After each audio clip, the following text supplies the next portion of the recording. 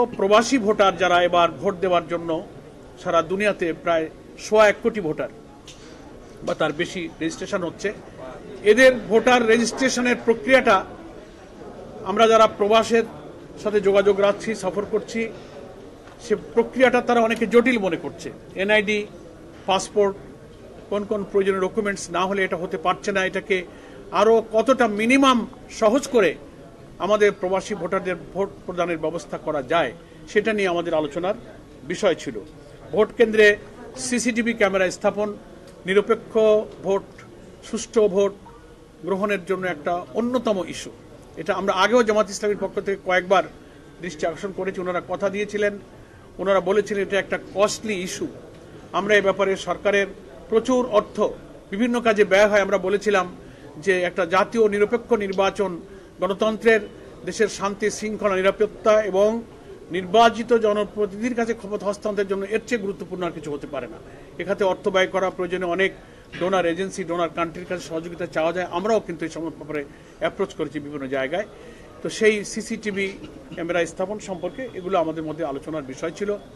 এবং আইন শৃঙ্খলার যে মাঝে মাঝে গুরুতর অবনতি আমরা দেখছি, একটা দলের সবার উপরে অন্য দলের হামলা, ইভেন নারীরাও তাদের ভোটের কাজে, ভোটার সমাবেশে, গণসংযোগে গিয়ে তারাও নির্যাতিত, নিপীড়িত হচ্ছে, হামলার শিকার হচ্ছে, আহত হচ্ছে।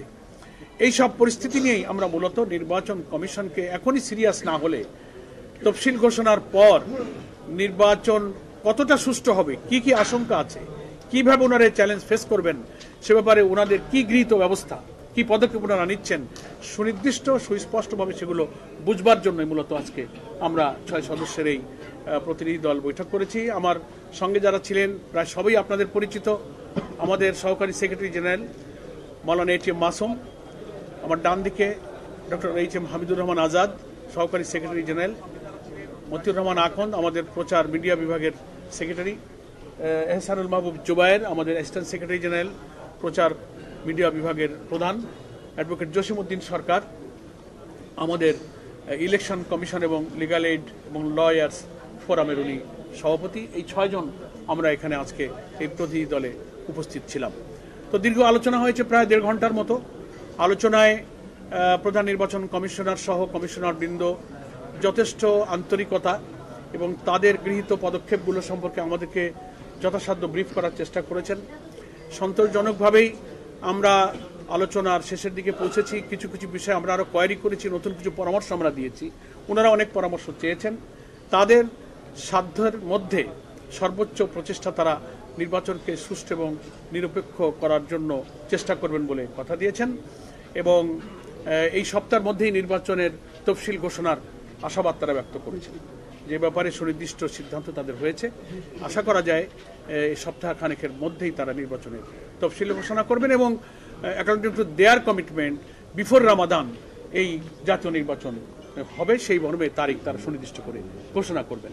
এটাই মেইনলি আমাদের আজকে ডেলিগেশনের আলোচনার মূল প্রতিপাদ্য ছিল। তফসিল ঘোষণা তো সময় মানে চলতি সপ্তাহে হবে, সেক্ষেত্রে আপনি লেভেল প্লেইং ফিল্ড বলতে যেটা বুঝি সেটা আপনি মানে মনে করছেন কিনা, নিশ্চিত হয়েছে কিনা? একদিন একটা হচ্ছে যে অবশ্য সিদ্ধান্ত নিয়েছে যে কোনো বেসরকারি ব্যাংক থেকে নির্বাচনী কর্মকর্তা নিয়োগ দেওয়া হবে না, এই সিদ্ধান্তকে আপনারা কিভাবে দেখছেন?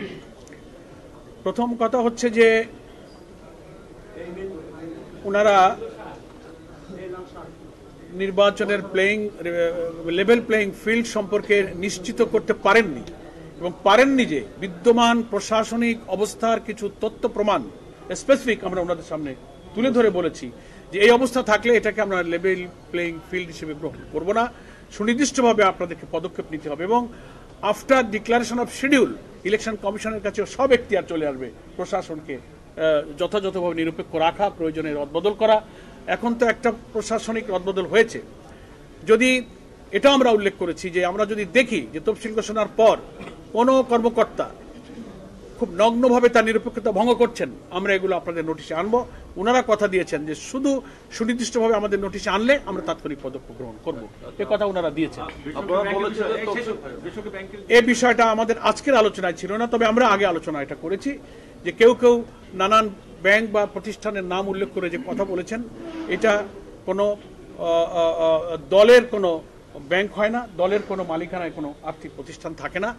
পলিটিক্যাল ইন্টেনশনালি এই ইস্যুটা একসময় আলোচনা এসেছিল এবং তারা নির্বাচনী কর্মকর্তা নিয়োগের ক্ষেত্রে নিরপেক্ষতা এবং কোনো দলের প্রতি পক্ষপাতিত্বের অভিযোগ আছে এই ধরনের কোনো কর্মকর্তা যে নিয়োগ দেবেন না সে ব্যাপারে তাদের মেকানিজম সম্পর্কে আমাদেরকে অবহিত করেছেন, কিন্তু আমরা এই বিষয়ে আমাদের আজকের কোনো আলোচনার ইস্যু ছিল না।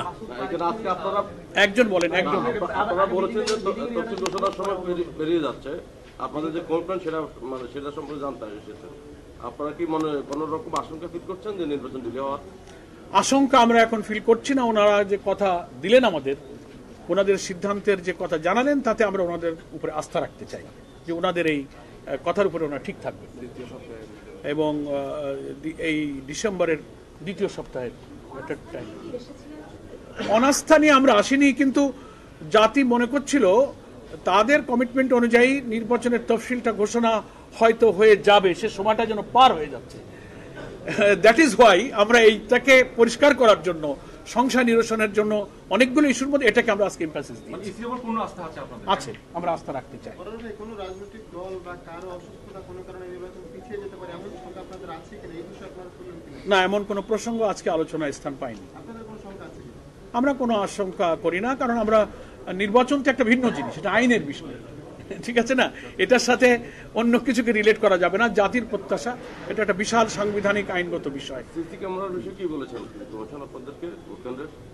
সিসি ক্যামেরার বিষয়ে আমরা ওনাদেরকে বলেছি যে এ ব্যাপারে আপনারা পদক্ষেপ গ্রহণ করুন। ওনারা খুব সুনির্দিষ্ট কথা এখনো বলে পারেননি। এখানে বিরাট অর্থ বিনিয়োগের প্রশ্নটা ওনারা আমাদের আগের মিটিংও বলেছিলেন। আমরা বলেছি আপনারা সরকারকে বলেন, অনেক দাতারা এই ব্যাপারে সাহায্য করতে চায়, আপনারা বলেন, সে ব্যাপারে আমরা বলেছি।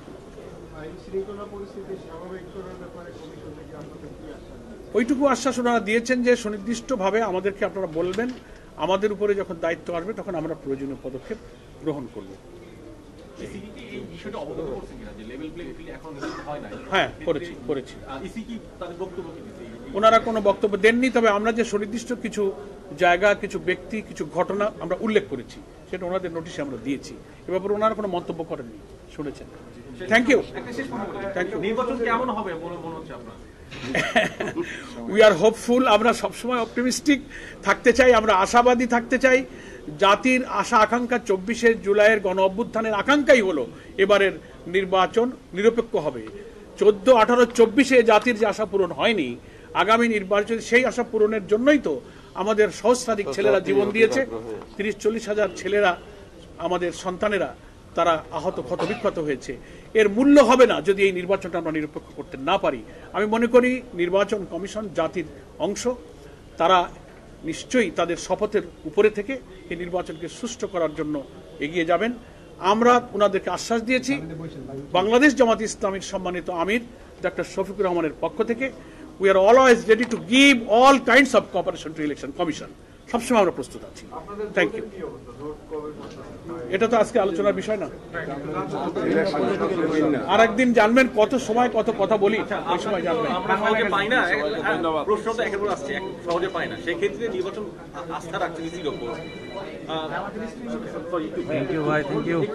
সেক্ষেত্রে আপনারা কতটা আশাবাদী, বা এমন কথা শোনা যাচ্ছে জামাত আগামীতে ক্ষমতায় আসবে, আপনারা এই বিষয়ে আপনাদের মতো লোকের কাছে আমরাও শুনি, আমরাও শুনতেছি। আপনাদের অবস্থান কি জায়গায়? সেটা জনগণ রায় যদি দেয় আর আল্লাহ যদি দয়া করেন, তো আল্লাহর দয়ার তো কোনো শেষ নেই, জনগণের ভালোবাসারও শেষ নেই। We are waiting for that day, ইনশাআল্লাহ। ফি আমানিল্লাহ। আসসালামু আলাইকুম।